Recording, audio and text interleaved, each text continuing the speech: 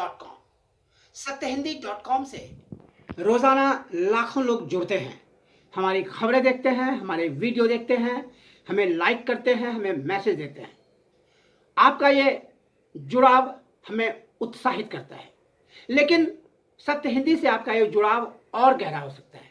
इसके लिए इस वीडियो के डिस्क्रिप्शन पर दिए हुए लिंक को क्लिक कीजिए। और अब बात करते हैं देश के प्रधानमंत्री, उनकी पार्टी, उनके संगठन और उससे जुड़े हुए लोगों की। बात करते हैं रविवार के दो महत्वपूर्ण घटनाओं की। राष्ट्रीय स्वयंसेवक संघ के सरसंघ चालक यानी प्रमुख मोहन भागवत ने कल एक बहुत ही दिलचस्प बात कही।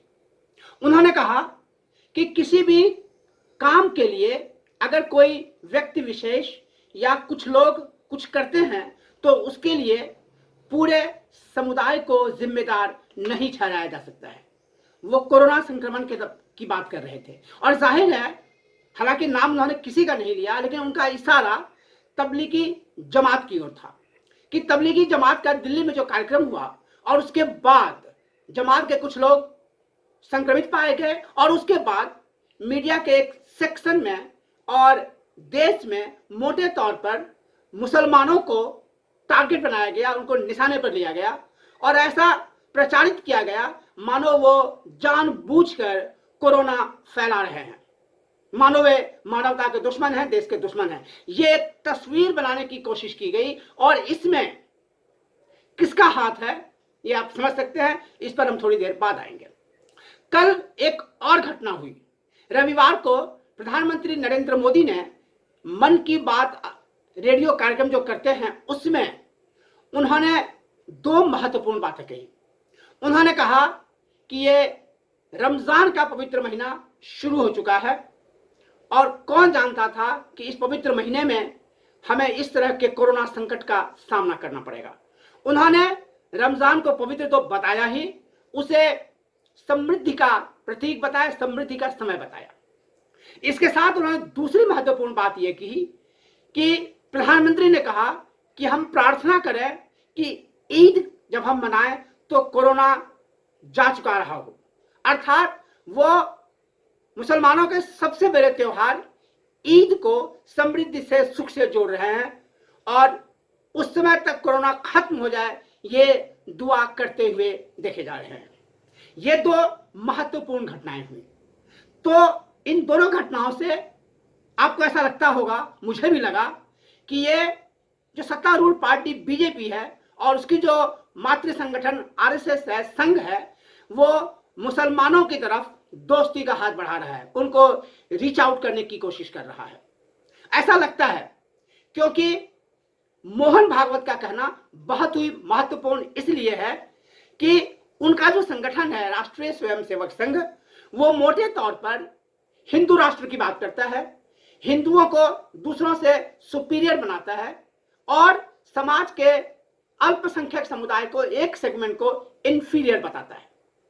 प्रधानमंत्री नरेंद्र मोदी खुद कई बार सांप्रदायिक विभाजन की बात कह चुके हैं और अब वो सांप्रदायिक सद्भाव की बात कर रहे हैं, अब वो ईद और रोजे की बात कर रहे हैं, अब वो रमजान की बात कर रहे हैं। लेकिन इसके साथ ही मैं कुछ और बातों के बारे में आपको बताना चाहूंगा। इन्हीं की पार्टी के बीजेपी के सांसद हैं तेजस्वी सूर्या, और ये संयोग की बात नहीं है कि तेजस्वी सूर्या आरएसएस में भी रह चुके हैं, उनकी दोनों जगह से एफिलिएशन है। और उन तेजस्वी सूर्या ने कुछ दिन पहले बहुत ही घनघोर आपत्तिजनक बात मुसलमान महिलाओं के बारे में कही थी, उनके यौन जीवन के बारे में कहा था। और तेजस्वी सूर्या ऐसे अकेले व्यक्ति नहीं है। आप जरा ट्विटर पर जाइए, फेसबुक पर जाइए, आप पाएंगे कि एक पूरी ट्रोल आर्मी है जो मुसलमानों के बारे में, उनके त्योहार के बारे में, उनके धर्मों के बारे में, पैगंबर के बारे में, उनकी महिलाओं के बारे में लगातार अपमानजनक बातें कहती रहती हैं। उनको लाइक करने वाले होते हैं, उनको फॉलो करने वाले होते हैं, उनको शेयर करने वाले होते हैं और अगर आपने उनके डिफेंस में कुछ कहा तो फिर वो लोग आपके पीछे पड़ जाएंगे, फिर आप टारगेट बनाए जाएंगे। और ये जो ट्रोल आर्मी है, ये ट्रोल आर्मी 2, 4, 5, 10, 20, 100 लोगों की नहीं है। इनकी संख्या लाखों में है और ये लोग उस जिसे वो हिंदुत्व कहते हैं उस विचारधारा से जुड़े हुए हैं। वो बीजेपी की आइडियोलॉजी से जुड़े हुए हैं, वो संघ की विचारधारा से जुड़े हुए हैं। कोई जरूरी नहीं है कि वो बीजेपी या आरएसएस के सदस्य हों, कोई जरूरी नहीं है कि वो उनसे सीधे तौर पर जुड़े हुए हो भी सकते हैं, नहीं भी हो सकते हैं, लेकिन वो उसी विचारधारा को मानने वाले हैं। और ऐसे लाखों लोग इन लोगों को ट्रोल करते हैं और इस तरह की अनाप शनाप बेबुनियाद मनगढ़ंत और विद्वेष की बातें कहते हैं। तो हम किसे सच माने? जो प्रधानमंत्री कह रहे हैं वो सही है, जो मोहन भागवत कह रहे हैं वो सही है, या जो तेजस्वी सूर्या कह रहे हैं और उनके जैसे लोग कह रहे हैं लाखों की संख्या में वो सही है, या दोनों ही बातें सही हैं, या दोनों ही बातें कंफ्यूजिंग हैं? मुझे ऐसा लगता है कि आरएसएस की विचारधारा में कोई बदलाव नहीं हुआ है, न ही हमारे प्रधानमंत्री का कोई बहुत बड़ा हृदय परिवर्तन हुआ है। लेकिन चूंकि भारत की काफी फजीहत हुई है, भारत के ऊपर इस्लामोफोबिया का आरोप लगा है, मुसलमान देशों और खासकर मध्य पूर्व के देशों ने, खाड़ी के देशों ने भारत को चेतावनी दी है, भारत की काफी किरकिरी हुई है, उससे बचने के लिए ये डैमेज कंट्रोल है। और इस डैमेज कंट्रोल के तहत ही प्रधानमंत्री इस तरह की बात करते हैं और ये डैमेज कंट्रोल के तहत ही जो आरएसएस प्रमुख मोहन भागवत है वो इस तरह की बात करते हैं। तो सवाल यह उठता है कि क्या मोहन भागवत का उस ट्रोल आर्मी पर नियंत्रण नहीं है?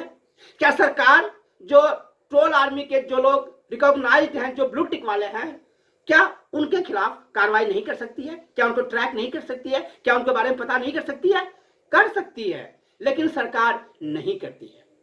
उस ट्रोल आर्मी पर लगाम लगाया जा सकता है, लेकिन उन्हें छूट दी गई है और वो सब एक रणनीति के तहत हो रहा है कि उनके खिलाफ विद्वेष फैलाया जा रहा है, उनके खिलाफ पोलराइजेशन किया जा रहा है और ध्रुवीकरण की राजनीति के तहत अपने वोट बैंक को पक्का किया जा रहा है। लेकिन जब चोट पहुंचती है, जब आलोचना होती है, जब फजीहत होती है, तो उनमें से कुछ अच्छी बातें कहकर उसको डाइवर्ट करने की कोशिश की जाती है। यह करने की कोशिश की जाती है कि साहब हम तो आपके बारे में ये कह रहे थे।